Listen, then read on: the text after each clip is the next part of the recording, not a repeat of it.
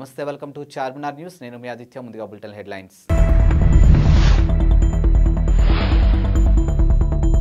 మహారాష్ట్రలో deputy CM సమక్షంలో police అధికారిని చంపదెబ్బ కొట్టిన బీజేపీ ఎమ్మెల్యే పాక్లో సార్వత్రిక ఎన్నికల వాయిదా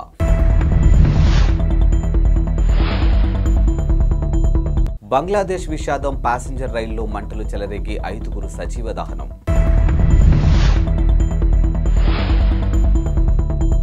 మహారాష్ట్రలోని పూణే శుక్రవారం షాకింగ్ ఘటన వెలుగు చూసింది. ఇక నగరంలోని సానూన్ హాస్పిటల్లో జరిగినటువంటి కార్యక్రమంలో డిప్యూటీ సీఎం అజిత్ పవార్ సమక్షంలో బీజేపీ ఎమ్మెల్యే సునీల్ కాబ్లే దురుసుగా ప్రవర్తించారు. ఇక పోలీసు సిబ్బందులతోని ఓ అధికారిపై ఆయన చేయి చేసుకున్నారు. సహనం కోల్పై చంపదెబ్బ కొట్టారు. ఇందుకు సంబంధించినటువంటి వీడియో సోషల్ మీడియాలో వైరల్గాను మారింది. కార్యక్రమం ముగిసిన తర్వాత సునీల్ కాబ్లే వేదిక నుంచి బయలుదేరిన సమయంలో ఈ ఘటన జరిగింది. ఇక వేదిక దిగుతున్న క్రమంలో నిలబడి ఉన్న పోలీస్ సిబ్బందిపై కోపంతో ఉద్దేశపూర్వకంగా చంపదెబ్బ కొట్టడంతో వీడియోలో స్పష్టంగాను కనిపించింది. ఈ ఘటన జరిగిన సమయంలో డిప్యూటీ సీఎం అజిత్ పవార్ వేదికపైనే ఉన్నారు.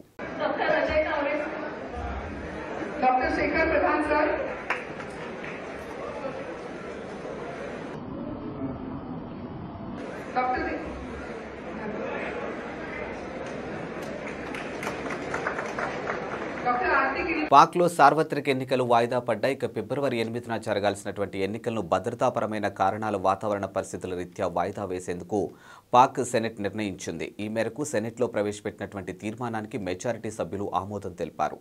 ఇక సెనేటర్ దిలావర్ ఖాన్ ఈ తీర్మానాన్ని ప్రవేశపెట్టగా సమాచార శాఖ మంత్రి ముర్తాజా సొలంగి పిఎంఎల్ సెనేటర్ ఆప్షన్ ఉల్లాంగ్ దీన్ని వ్యతిరేకించారు. ఇక ప్రజలకు రాజ్యాంగం ఓటు హక్కు కల్పించిందని, స్వేచ్ఛాయుత వాతావరణంలో ఎన్నికలు నిర్వహించాల్సి ఉందని తీర్మానంలో ప్రస్తావించారు. అన్ని ప్రాంతాల వారు ఎన్నికల్లో పాల్గొనేలా చూడాలని పేర్కొన్నారు. పాక్లో చలి తీవ్రత ఎక్కువగా ఉండే జనవరి, ఫిబ్రవరి మాసాల్లో బలోచిస్తాన్ ప్రావిన్స్ ఓటర్ల స్పందన తక్కువగా ఉండవచ్చని తీర్మానంలో అభిప్రాయపడ్డారు. ఈ విషయంపై పలు రాజకీయ పార్టీలు ఆందోళన వ్యక్తం చేసిన విషయాన్ని కూడా తీర్మానంలోనూ ప్రస్తావించారు. ఇక ఇటీవలే ఉగ్రవాదుడి దాడుల నేపథ్యంలో ప్రచారంలో పాల్గొనే రాజకీయ నాయకులు భద్రతపై కూడా తీర్మానంలో ఆందోళన వ్యక్తమైంది. ఇక ప్రముఖ నాయకులకు ప్రమాదం పొంచి ఉందని అంతర్గత వ్యవహారాల శాఖ హెచ్చరికలు కూడా తీర్మానంలోనూ పేర్కొన్నారు. ఇక బైబర్ బలోచిస్తాన్ ఉగ్రవాదులు పెరిగినటువంటి పైనన్ని ప్రస్తావించారని, ఈ సమస్యలు పరిష్కరించకుండా ఎన్నికలు నిర్వహించడం ప్రాథమిక హక్కుల ఉల్లంఘన కిందకు వస్తుందని సెనెట్ అభిప్రాయపడింది. ఈ మేరకు ఎన్నికల వాయిదా తీర్మానాన్ని మెజారిటీ సభ్యులు అనుకూలంగా ఓటు వేశారు. బంగ్లాదేశ్ రాజధాని ఢాకాలో విషాదకర ఘటన జరిగింది. ఇక ప్యాసింజర్ రైలులోంచి మంటలు చెలరేగి 5 వ్యక్తులు సజీవ దహనం అయ్యారు.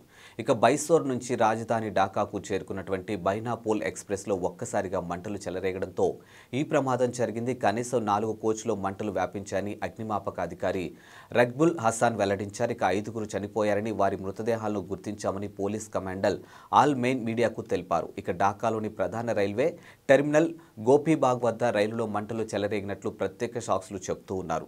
వందలాది మంది పరిగెత్తుకొచ్చి మంటల్లో కాలిపోతున్న ట్రైన్ నుంచి చాలా మంది ప్రయాణికులు బయటకు లాగారని వెల్లడించారు. ఇక మంటలు చాలా త్వరగా వ్యాపించాయని వివరించారు. కాగా ఈ రైల్లో కొందరు భారతీయులు కూడా ఉన్నట్లు స్థానిక మీడియా రిపోర్టులు వెల్లడించాయి. జాతీయ ఎన్నికలను బహిష్కరించాలంటూ ప్రతిపక్షాల నిరసనలు తెలుపుతున్న సమయంలో జరిగిన ఈ ఘటనలో కుట్రకోణంపై పోలీసులు అనుమానాలు వ్యక్తం చేస్తూ ఉన్నారు.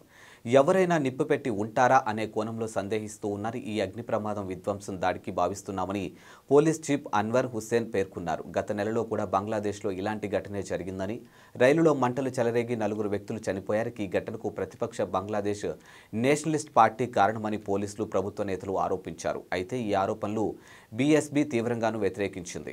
రాష్ట్ర మంత్రివర్గ సూచనల మేరకు గవర్నర్ వ్యవహరించాలని సర్వోన్నత న్యాయస్థానం తేల్చి చెప్పింది. ఇక మంత్రులను తొలగించే అధికారం గవర్నర్కు లేదని పేర్కొంది. తమిళనాడు మంత్రి వి సెంధిల్ తొలగింపు కేసులో మేరకు తీర్పు వెలువరించింది. ఇక రవాణా శాఖలో ఉద్యోగుల పేరిట నిరుద్యోగుల నుంచి భారీగా సొమ్ము వసూలు చేశారన్న ఆరోపణలపై మంత్రి సెంధిల్ బాలాజీని ఈడీ అధికారులు గత జూన్ 13న అరెస్ట్ చేశారు. దీంతో మంత్రిని కేబినెట్ నుంచి బర్తరఫ్ చేస్తూ గవర్నర్ ఆర్ఎన్ రవి ఆదేశాలు జారీ చేశారు. ఈ ఆదేశాలను మద్రాస్ హైకోర్టు పక్కన పెట్టింది. మంత్రి అరెస్ట్ అయ్యాక కూడా మంత్రివర్గంలో కొనసాగుతున్న సవాలు చేస్తూ ఎంఎల్ రవి అనే న్యాయవాది దాఖలు చేసిన పిటిషన్ను కోర్టు పరిగణలోకి తీసుకోలేదు. ఇక దీంతో సదరు న్యాయవాది సుప్రీంకోర్టును ఆశ్రయించారు. ఈ పిటిషన్పై విచారణ చేపట్టిన justice Abhay S Oka, justice Ujjal నేతృత్వంలో ధర్మస్థానం రవి వాదనలు తోసిపుచ్చింది. ఇక హైకోర్టు నిర్ణయంతో ఏకీభవిస్తున్నామని పేర్కొంది. ఇక ప్రాథమికంగా చూస్తే హైకోర్టు తీరు సరైందని, ఓ రాష్ట్ర మంత్రిని గవర్నర్ తనంతటి తానుగా బర్తరఫ్ చేయలేరు. ఇక రాష్ట్ర మంత్రివర్గం చేసే సిఫారసులకు అనుగుణంగా గవర్నర్ వ్యవహరించాలని కోర్టు స్పష్టం చేసింది. వచ్చే లోక్సభ ఎన్నికలకు అభ్యర్థులను ఎంపిక చేయడమే లక్ష్యంగా కాంగ్రెస్ పార్టీ కీలకంగా ముందడుగు వేసింది. అభ్యర్థులను షార్ట్ లిస్ట్ చేయడానికి క్లస్టర్లు వారీగా స్క్రీనింగ్ కమిటీలు ఏర్పాటు చేసింది. ఈ మేరకు హస్తం పార్టీ శుక్రవారం ప్రకటన చేసింది. ఏఐసిసి ప్రధాన కార్యదర్శులు లేదా ఇన్ఛార్జీలు, పిసిసి అధ్యక్షులు, సిఎల్పి నేతలు, రాష్ట్ర లేదా కేంద్రపాలిత ప్రాంత ఇన్ఛార్జీలుగా ఉన్నటువంటి ఏఐసిసి కార్యదర్శులు ఈ స్క్రీనింగ్ కమిటీలో ఎక్స్ అఫీషియల్ సభ్యులుగా ఉంటారని కాంగ్రెస్ ప్రధాన కార్యదర్శి కేసీ వేణుగోపాల్ ప్రకటించారు. ఇక క్లస్టర్స్ 1లో తెలంగాణ, కర్ణాటక, తమిళనాడు, కేరళ, లక్షద్వీప్, పుదుచ్చేరిలు ఉన్నాయని, ఈ క్లస్టర్ స్క్రీనింగ్ కమిటీకి హరీష్ చౌదరి చైర్మన్గా వ్యవహరిస్తున్నారని, విశ్వజిత్ కదం, జిగ్నేష్ మేవావి సభ్యులుగా ఉన్నారని, క్లస్టర్ 2లో ఆంధ్రప్రదేశ్, మహారాష్ట్ర, గోవా, ఒడిశా, అండమాన్ నికోబార్ దీవులు ఉన్నాయని, ఈ స్క్రీనింగ్ కమిటీకి మధుసూదన్ మిస్త్రీ, సూరజ్ హెగ్డే, షఫీ పరంజిల్ సభ్యులుగా ఉన్నారు. ఇక గుజరాత్, మధ్యప్రదేశ్, ఛత్తీస్గఢ్, రాజస్థాన్, ఢిల్లీ, డయ్యూ డామన్, దాద్రా నగర్ హవేలీ 3వ క్లస్టర్లో ఉన్నాయని, రజనీ పాటిల్ దీనికి చైర్మన్గా వ్యవహరిస్తున్నారని, కృష్ణా, అల్లాపూర్, వర్గత్ సింగ్ సభ్యులుగా ఉన్నారని పేర్కొన్నారు. అరేబియా సముద్రంలో సోమాలియా తీరానికి సమీపంలో ఉన్నటువంటి హైజాక్కు గురైనటువంటి వాణిజ్య నౌక ఎంవి లీలా నార్కోప్ను భారతీయ నావికా దళం కాపాడింది. ఇక నౌకలో ఉన్నటువంటి హైజాకర్ను తరిమివేసి 15 మంది భారతీయులతో సహా మొత్తం 21 మంది సిబ్బందిని సురక్షితంగా బయటకు తీసుకొచ్చింది. గురువారం సాయంత్రం ఈ నౌక హైజాక్కు గురైంది. ఇక సుమారు 6 ఆగంతకులు ఆయుధాలతో నౌకలోకి ప్రవేశించి హైజాక్ చేశారు. వెంటనే నౌకలో ఉన్నటువంటి సిబ్బంది తమను కాపాడాలంటూ ఎమర్జెన్సీ సందేశాన్ని పంపించారు. సమాచారం అందుకున్న వెంటనే భారత యుద్ధ నౌక ఐఎన్ఎస్ చెన్నైతో పాటు గస్తీ విమానాలు, హెలికాప్టర్లు రంగంలోకి దిగి వాణిజ్య నౌకను ఐఎన్ఎస్ చెన్నై చుట్టుముట్టి హైజాకర్లకు హెచ్చరికలు జారీ చేశారు. ఈ క్రమంలో మార్కోస్ కమాండోల బృందం నౌకలోకి ప్రవేశించింది. ఇక దీంతో బెదిరిపోయినటువంటి హైజాకర్లు నౌకను వదిలి పారిపోయారు. నౌకలో హైజాకర్లు ఎవరూ లేని నిర్ధారించుకున్న నేవీ కమాండోలు సిబ్బందిని సురక్షితంగా బయటకు తీసుకొచ్చారు. అనంతరం రెస్క్యూ ఆపరేషన్ ముగిసినట్టు నేవీ ఓ ప్రకటన ద్వారా విడుదల చేసింది.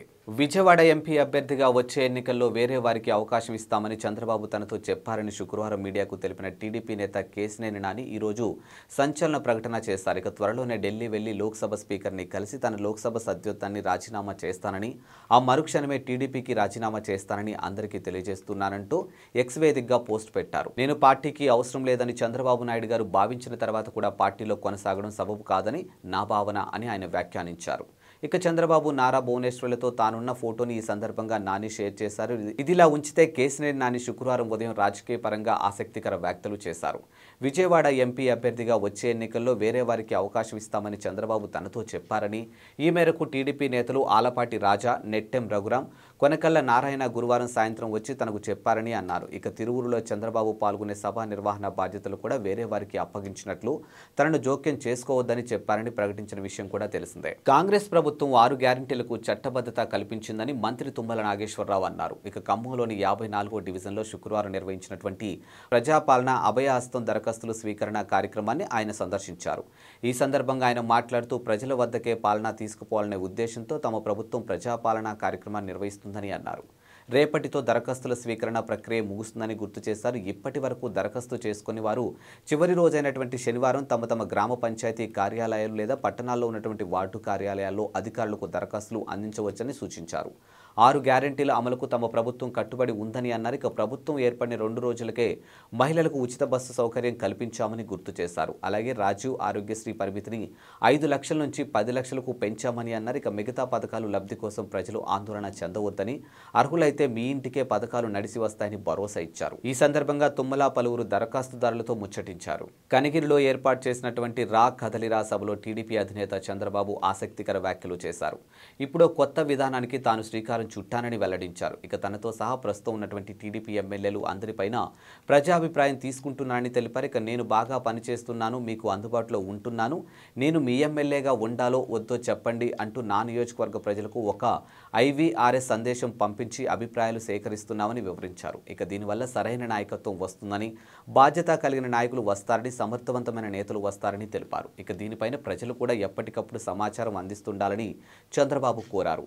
నా ఆలోచన ఒక్కటే, అందరికీ సామాజిక న్యాయం జరగాలి. ఆ సామాజిక న్యాయం కోసం నేను ముందుకు వస్తాను అని మీ అభిప్రాయాలు నిర్మోహమాటంగా తెలియచేయండి అంటూ పేర్కొన్నారు. ఏమైనా తప్పులు ఉంటే సరిదిద్దుకుంటాం, మెరుగైన నాయకత్వాన్ని అందించేందుకు ప్రయత్నిస్తామని చంద్రబాబు స్పష్టం చేశారు. సంగారెడ్డి జిల్లా రుద్రారం పరిధిలో ఉన్నటువంటి గీతం విశ్వవిద్యాలయంలో శుక్రవారం విషాదం చోటు చేసుకుంది. ఎం రేణుశ్రీ అనే బీటెక్ విద్యార్థిని కాలేజ్ ప్రాంగణంలో ఆత్మహత్య చేసుకుంది. ఇక శుక్రవారం సాయంత్రం 4 గంటల సమయంలో భవనం 5వ అంతస్తు ఎక్కిన రేణుశ్రీ ఎవరితో ఫోన్తో మాట్లాడుతూనే ఒక్కసారిగా పైనుంచి కిందికి దూకింది. ఇక దీంతో ఆమె చనిపోయింది. రేణుశ్రీ హుటాహుటిన స్థానిక ఉన్నటువంటి ఓ ప్రైవేట్ ఆసుపత్రికి తరలించినప్పటికీ ఫలితం దక్కలేదు. అప్పటికే ఆమె చనిపోయినట్లు వైద్యులు నిర్ధారించారు.